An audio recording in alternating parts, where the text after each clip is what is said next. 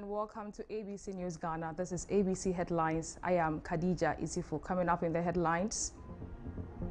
As Parliament concludes its debate on the 2026 budget, Majority Leader Maha Mayarga has issued a strong challenge to former Finance Minister Ken Ofori-Atta, urging him to appear before Parliament and account for what he described as years of financial mismanagement.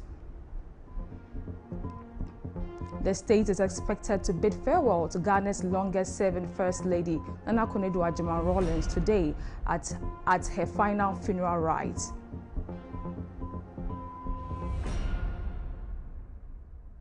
We have these and many more coming up. Do stay tuned.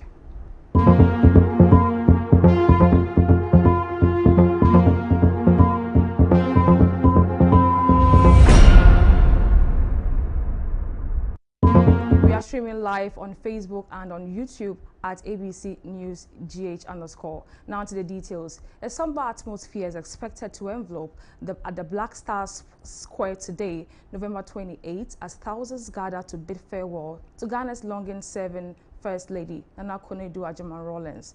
Preparations at the square were completed on Thursday, November 27, with security and state protocol officers working closely to ensure a ceremony befitting her towering national legacy and royal heritage. State officials, political leaders, diplomats, parliamentarians, traditional authorities, gender advocates, clergy, and mourners from across the country are expected to attend the state funeral, which begins at 8 a.m. A solemn requiem mass held on Wednesday, November 26, at the Accra Church set the tone for the final rite. Tributes and prayers highlighted the deep imprint Nana Akufo-Addo left on national life. Her family has expressed profound gratitude to Ghanaians for the support shown since her passing on Thursday, October 23, 2025. Nana Akufo-Addo, founder of the 31st December Women's Movement, is remembered as a transformative force whose activism and unyielding advocacy shaped Ghana's gender and social development agenda. Public tributes have hailed her as a national treasure, an indomitable spirit, and a beacon of women's empowerment.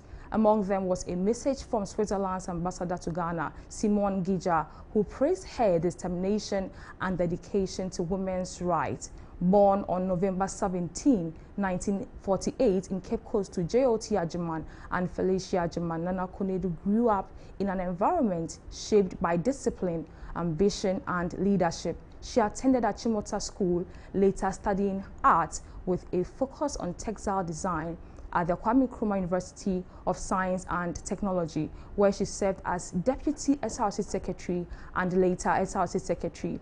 She was also active within the National Union of Ghana Students. As Ghana gathers on Friday to honor her memory, the silence at Black Star Square will echo the nation's collective respect for a woman whose influence transcended generations.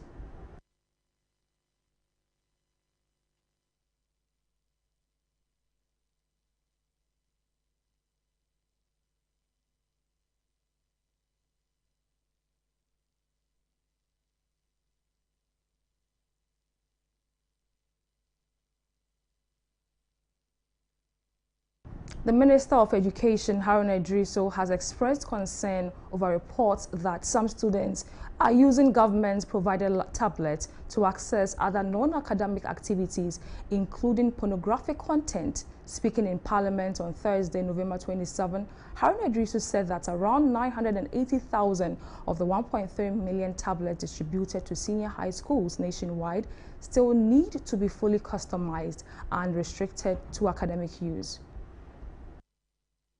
I inherited a contract worth about $337 million, where some 1.3 million tablets was to be distributed across the country to all free senior high schools in the country so that learners can have access to digital tools.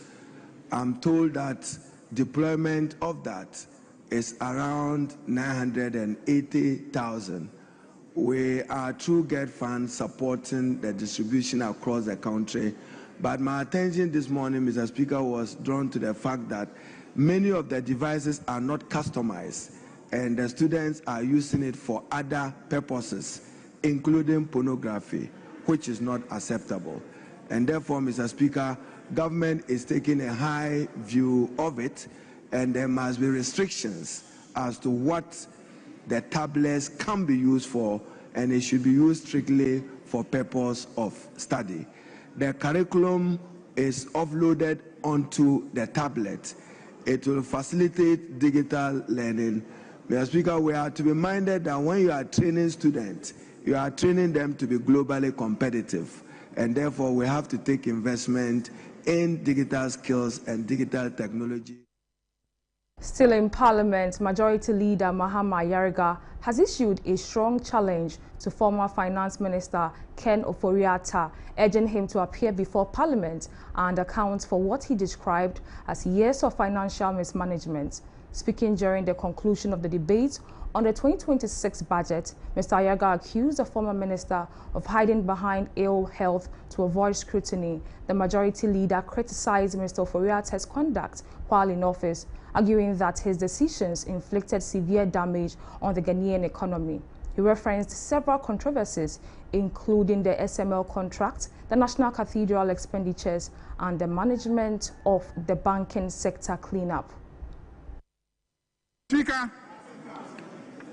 now the former Finance Minister Ken Ofori-Atta wants us to sympathize with him that he is sick.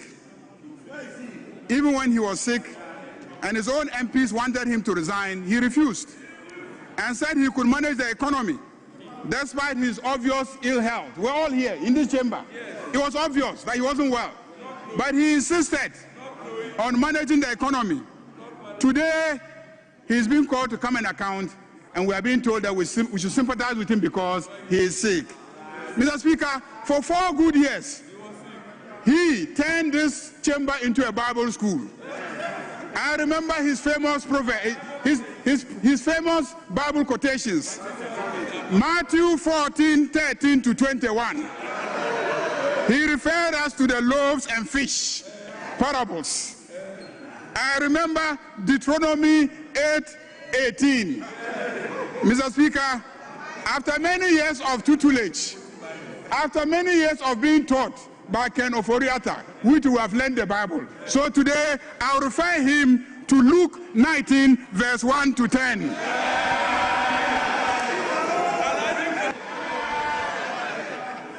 Luke 19, verses 1 to 10 says, Jesus entered Jericho and was passing through.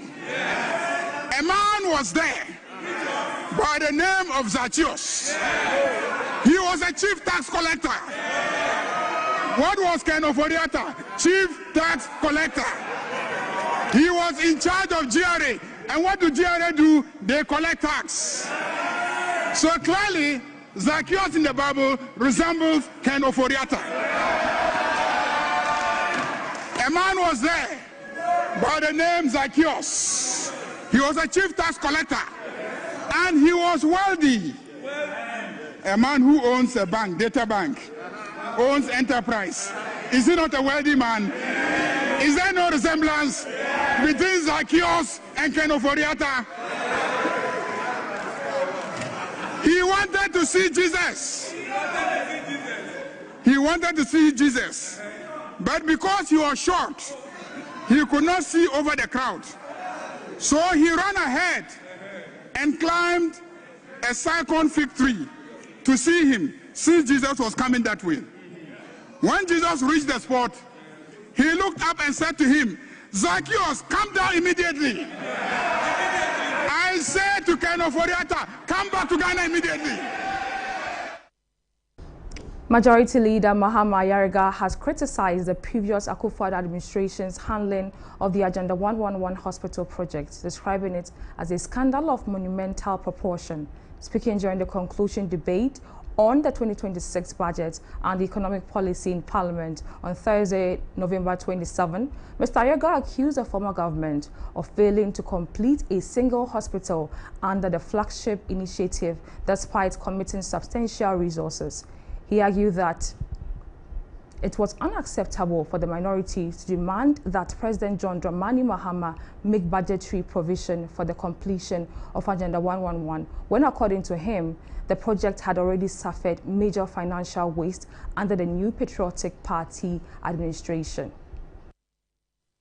Without $100 million, without finishing one single hospital. $400 million, and did not finish one.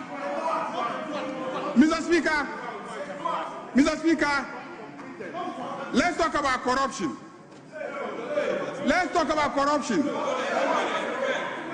Mr. Speaker, let me recall my Fufulsu Primary School mathematics. Let me recall the assistance of my Fufulsu Primary School mathematics.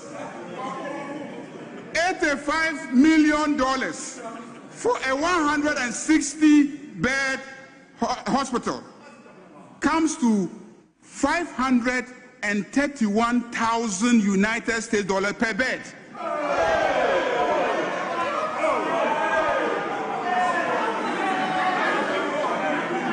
The MPP wanted to construct hospitals, and per bed, it will cost the country 531,000 United States dollars.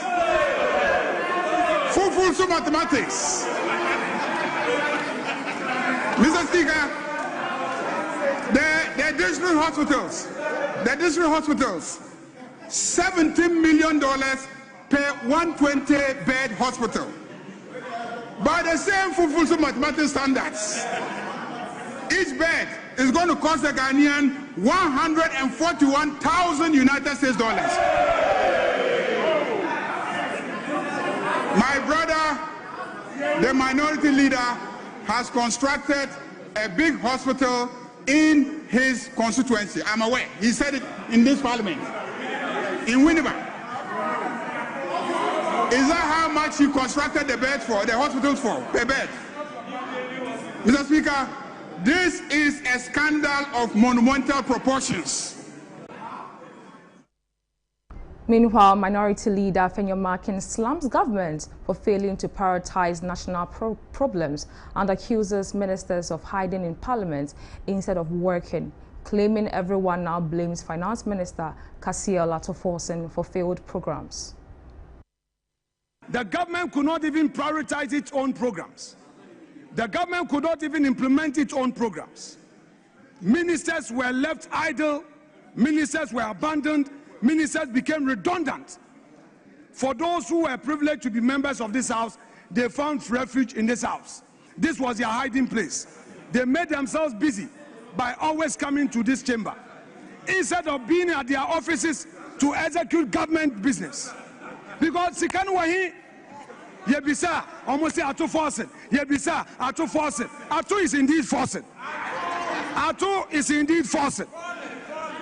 Atu, you are forcing. You are forcing.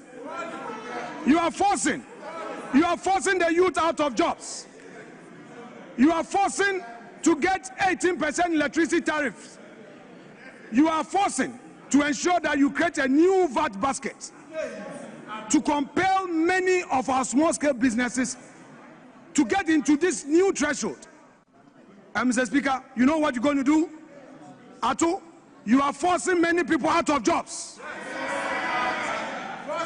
Hey, if you meet this minister, I say Atu is forcing you.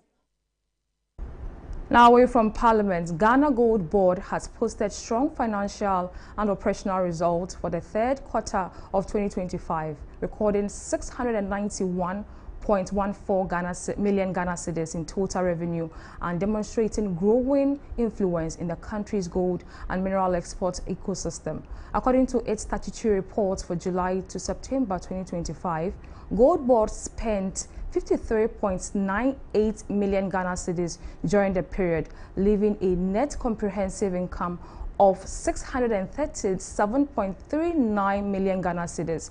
The board ended the quarter with cash and bank balances of 1.1 1.12 billion Ghana cedis, a sign of rising financial stability in its formative years. The revenue was driven largely by SA services, licensing fees, and service charges from its gold mine program with the Bank of Ghana.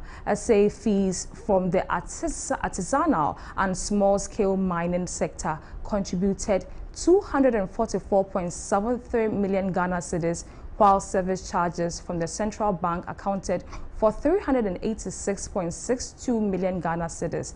Gold Board's operational activities also showed significant expansion. The board purchased 26,153.98 Ghana 26,153.98 kilograms of gold from ASM producers, boosting liquidity and supporting ongoing efforts to formalize the sector.